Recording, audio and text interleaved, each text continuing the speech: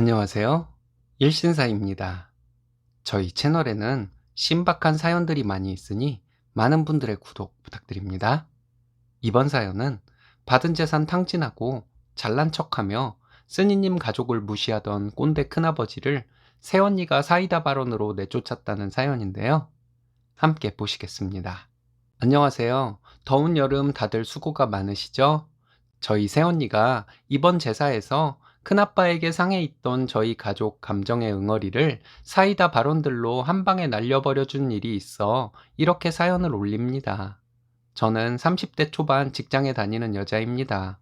저는 2살 터울의 오빠가 하나 있는 일남 일녀 중 막내입니다. 우리 부모님 두 분 다 순둥순둥하시고 우리 남매도 부모님을 닮아 그다지 모난 곳 없이 흔한 현실 남매의 싸움 한 번 없이 살아왔어요. 문제는 큰아빠 식구들인데요. 큰아빠는 여지껏 돈을 벌어본 적이 없는 사람이에요. 그리고 사람의 근본, 제사, 집안의 전통 같은 것을 매번 강조하여 말하는 사람이죠.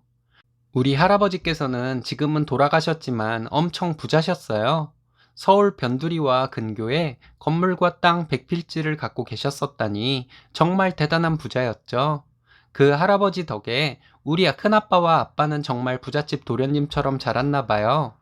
그래도 우리 아빠는 할아버지로부터 증여받은 건물 1층에서 작은 식당을 하며 엄마와 함께 열심히 경제활동을 해왔어요.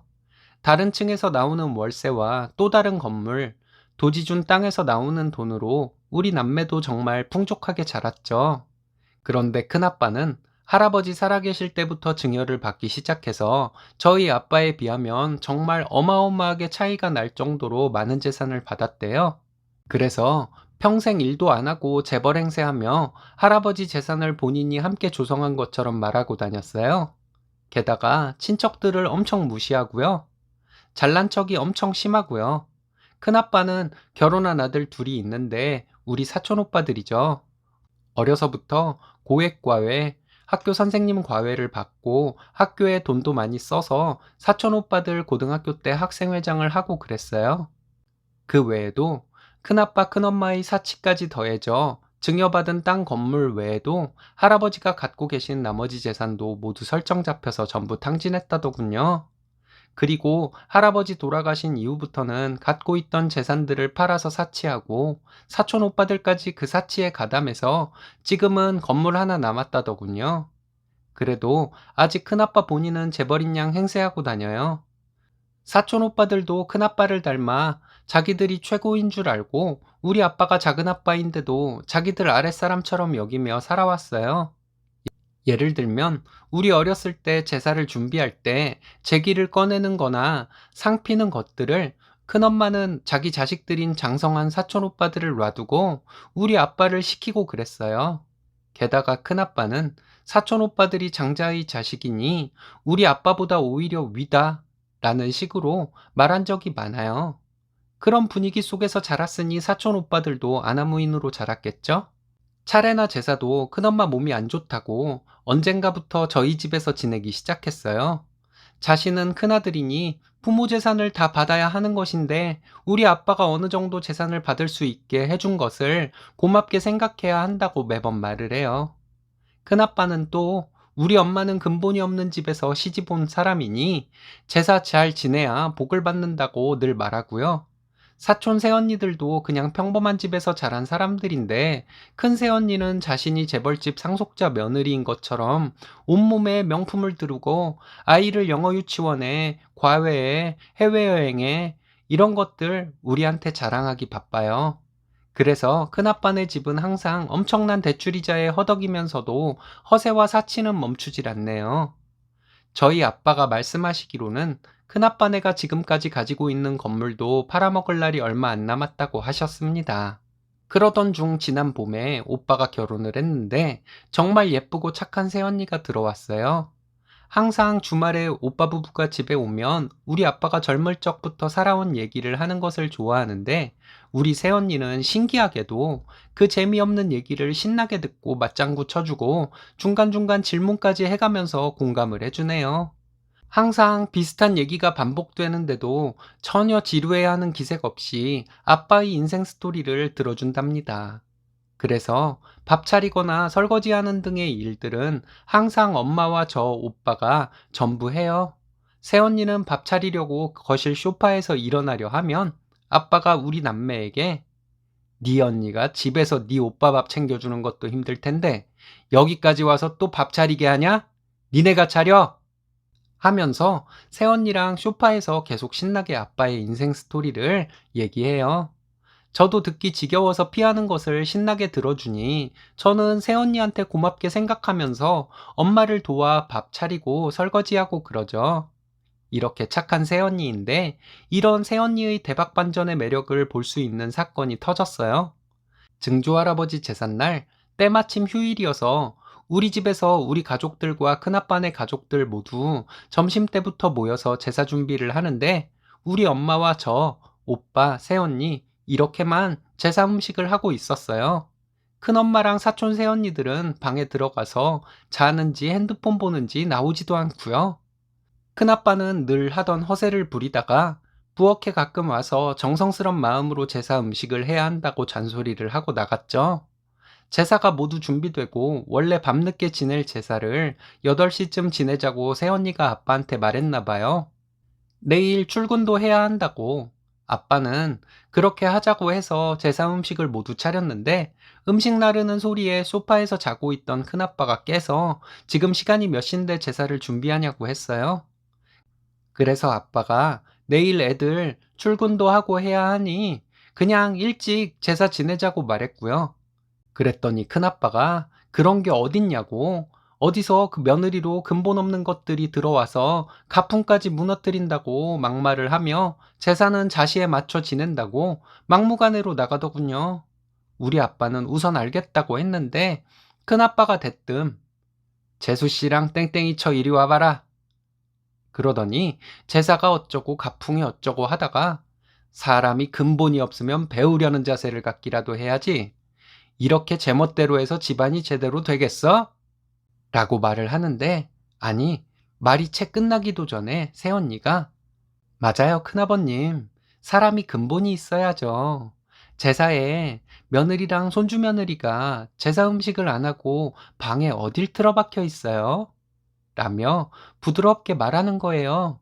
큰아빠가 얼굴이 빨개져서는 어제 늦게까지 일하다 와서 그런 거라며 어버버 하더라고요. 그러면서 큰아빠가 하는 말이 그래서 넌 지금 싸가지 없이 날 가르치려 드는 거냐? 하면서 언성을 높였어요. 아빠가 나서서 중재를 하려는데 새언니가 아빠에게 손짓으로 가만히 계시라고 하고는 앙칼진 목소리로 모르시면 배우셔야죠. 큰아버님 자꾸 근본 얘기하시는데 큰어머니는 없는 집에서 시집와서 돈 아낄 줄 모르고 시할아버님 재산을 거의 다 탕진했잖아요. 그리고 형님들은 시집와서 큰어머님과 합세해서 더 재산을 탕진했고요. 게다가 차례 때나 제사 때 지방 경조사 때 쏙 빠지고 권리는 다 챙기려고 드는 사람들인데 다들 근본이 있는 분들이라서 그런 건가요? 라고 얘기를 했어요. 그랬더니 큰엄마가 새언니한테 쌍욕을 하며 달려들려 하는 걸 엄마가 막아섰네요. 그걸 보고 새언니는 비웃는 듯한 말투로 저거 보세요 큰아버님. 저렇게 미친 사람 마냥 쌍욕하는 큰어머니야말로 정말 묵은본인 것 같네요. 큰아버님이 잘 가르치셔야겠어요. 라고 차분한 목소리로 얘기하는 거예요. 그 얘기에 사촌 오빠들이 뭐라 소리 지르니까 우리 오빠가 니네 형 대접 계속 받고 싶으면 닥치고 있어라. 지 앞가림도 못하는 한심한 새끼들이 어딜 나서?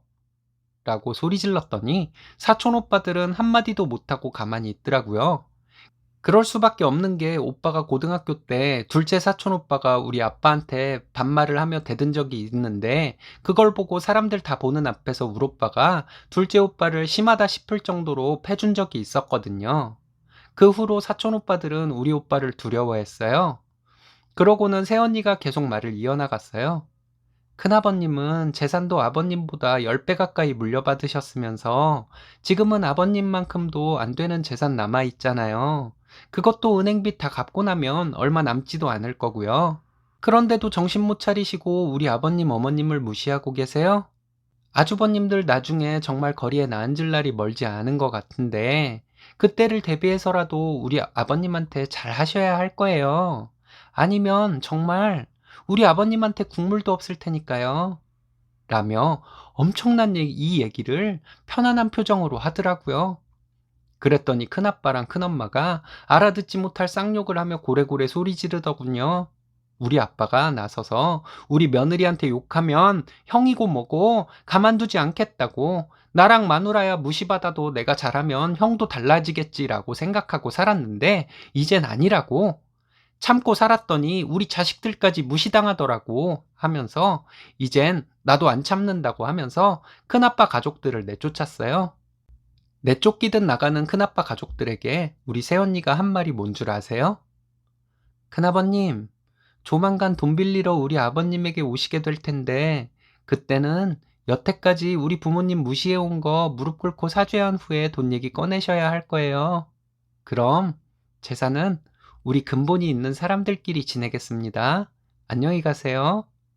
이거였어요. 우리 새언니 정말 대박이죠? 그렇게 큰아빠네 가족들이 가고 우리 식구들끼리 제사를 지내는데 씁쓸해할 줄 알았던 우리 아빠가 미소를 띤 표정으로 제사를 지내더라고요. 제사 지내고 새언니에게 어떻게 그런 상황에서 떨지도 않고 말을 잘했냐고 물어봤더니 오빠가 연애 때부터 큰아빠네 가족들에 대해 한 맺힌 얘기를 많이 했었대요. 그리고 우리 엄마 아빠를 보고 나서 이렇게 순하신 분들이라 큰아빠네 가족들이 그렇게 개무시한 거라는 생각이 들면서 착한 시부모님의 한을 풀어주고 싶었대요. 그래서 결혼하고 큰아빠네 가족들 만나면 어떤 망언이 나올지에 대해 오빠랑 예측을 하고 거기에 받아칠 대사를 정하고 시뮬레이션까지 했다더군요. 그것도 큰아빠가 멘붕이 올 대사들로 열심히 골라서 시뮬레이션 했다더군요. 그렇게 해서 우리 아빠 엄마가 무시받은 한을 풀어주자고 오빠랑 약속했대요. 그 말을 듣고 아빠는 내가 바보같이 참고만 살아서 너희들에게 이런 짐을 짊어지게 했구나. 미안하다. 하시며 미소 띈 표정은 바뀌지 않더라고요. 이후에 큰아빠네 식구들과의 관계가 어떻게 될지는 모르겠지만 저는 계속 경조사에서 만나 우리 새언니한테 큰아빠가 말조심 행동조심 하는 모습을 꼭 보고 싶네요.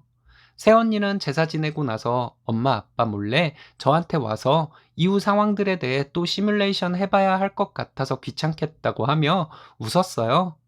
저도 이렇게 시원한데 우리 엄마 아빠는 얼마나 시원할까요? 예전에 짝사랑하던 오빠와 첫 데이트 때보다 더 설레는 이 느낌은 뭘까요? 이 마음은 뭘까요? 엄마 아빠의 한을 조금이나마 풀어준 우리 새언니가 너무 사랑스럽고 존경스러워요. 긴 글 읽어주셔서 감사합니다. 더운 날씨에 모두들 힘내자고요. 후기입니다. 제가 일신사에 보낸 글이 이렇게 많은 댓글과 관심을 받을 줄은 몰랐습니다. 많은 분들이 저희 새언니를 많이 칭찬해 주셨는데 저희 언니 정말 대단한 것은 맞는 것 같아요. 전에 증조할아버지 제삿날 큰아빠네 가족들에게 사이다 발언을 한 것도 대단하지만 오빠네가 저희 집에 오면 저희 아빠의 젊은 시절 이야기를 새언니가 지금까지도 열심히 들어주고 있는 것도 참 대단하다는 생각이 들어요. 아빠는 같은 얘기가 반복이 되는데도 항상 처음 얘기하시는 것처럼 얘기하고 새언니는 처음 듣는 것처럼 들어주고 하는데 엄마가 새언니랑 아빠는 전생에 부부였나 보다는 말을 하셨어요. 웃긴 일이 가끔 있는데 예전에 큰엄마가 저희 엄마 무시하고 시집살이 시켰던 얘기를 아빠가 새언니에게 하고 있으면 엄마가 끼어들어서 엄마가 얘기를 하려고 해요. 그럼 아빠가 좀 가만히 있어봐. 이 얘기만 하고. 이러면 엄마가 가만히 있긴 뭘 가만히 있어요. 이건 내가 당한 건데 내가 얘기하는 게 더 정확하지. 세아가 그때 말이다. 이러면서 엄마랑 아빠랑 서로 얘기하겠다고 티격태격해요. 새언니는 여전히 저희 집에 오면 아빠가 아무 일도 못하게 해요. 지금까지도 한결같이 새언니는 아빠가 예전에 억울했던 얘기를 하시면 함께 울고요. 아빠가 시원한 얘기를 하시면 함께 웃으면서 잘하셨다고 아빠를 칭찬해줘요. 언젠가 새언니에게 제가 아빠 얘기 듣는 거 안 힘드냐고 물어봤더니 가끔 허리가 아플 때도 있는데 아빠 얘기 듣다 보면 매번 들어도 재밌는 부분이 있어서 별로 안 힘들다고 하더라고요. 저희 오빠가 귀찮다고 저희 집에 가지 말자고 하는 경우가 있는데 새언니가 오빠에게 오자고 해서 왔다는 말을 몇 번 들었어요. 저희 오빠가 장난으로 새언니에게 너 뭘 노리고 자꾸 우리 집에 가자고 그러냐? 했더니 새언니 왈 니네 집 재산 노리고 그러지. 이래서 오빠가 똑똑한데? 이랬다고 하네요. 혹시라도 오해하실까봐 말씀드리지만 저희 새언니의 행동은 재산 노리고 할 수 있는 행동 차원이 아니에요. 증조할아버지 제사 때 망신을 당하고 큰아빠네는 더 이상 저희 집에 오지 않습니다. 그동안 명절이 2번이 있었는데 저희 집에 차례 지내러 오지도 않았고요. 저희 엄마가 큰엄마랑 가끔 통화를 하는데 큰엄마가 저희 엄마에게 지금 빚이 9억이라고 하면서 이자에 미친다고 하소연했다고 하네요. 저희 엄마가 큰엄마에게 그런데도 씀씀이를 줄이지 못하냐고 한마디 했는데 엄청 떨렸다고 하더라고요. 저희 아빠는 저희들에게 부모가 아무리 재산 많이 줘도 써재 끼는 데는 못 당한다고 항상 말씀하셨었는데 그게 저희 큰 집을 두고서 얘기한 것이었던 것 같습니다. 지난 증조할아버지 제사 때 새언니랑 오빠가 한 행동으로 큰 집과 거의 의절하다시피 하고 살고 있는데 차라리 잘 된 것이라고 아빠가 한번 말씀하신 적도 있어요. 아무리 잘해도 돌아오는 것이 무시하는 것인데 그걸 진작에 포기하지 못하고 형제끼리 우애 있게 살려고 했던 것이 후회가 된다고 가끔 말씀하시곤 합니다. 댓글에 후기가 궁금하시다는 분들이 많아서 이렇게 글을 보냅니다. 적고 보니 후기라고 할 만한 것도 없이 그냥 저희 집 근황이네요. 많은 관심 감사드립니다. 새언니 파이팅! 쓰니님 가족 모두 파이팅입니다. 대박 사이다 사연 감사합니다. 오늘의 사연은 여기까지입니다. 재밌으셨다면 좋아요, 구독 부탁드려요. 일신사는 여러분들의 사연으로 제작됩니다. 많은 사연 제보 바랍니다. 여러분들의 사연은 아래 메일 주소로 부탁드려요.